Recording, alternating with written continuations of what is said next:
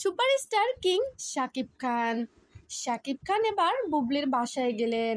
সব আলোচনা সমালোচনা শেষ করে এবার বুবলির মেয়েকে মেনে নিলেন তিনি। তিনি এক সাক্ষাৎকারে বললেন, শালিনী আমার মেয়ে। আমি এতদিন ভুল বুঝেছিলাম, তার কারণে এখন আমি বাসায় আসছি ক্ষমা চাইতে। বুবলির কাছে ক্ষমা চেয়ে মেয়েকে আদরের সাথে কোলে তুলে নিলেন শাকিব খান। যদিও তিনি এর আগে তার বাসায় নিয়ে গেছিলেন, কিন্তু বের করে দিয়েছিলেন বুবলিকে।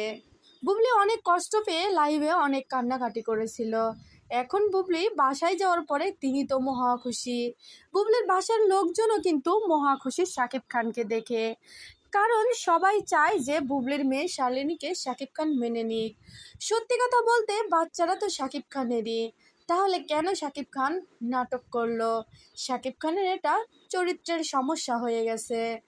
একটা কিছু ঘটাবে, ঘটায়ে অস্বীকার যাবে, কিছুদিন পরে সেটা আবার মেনে নেবে।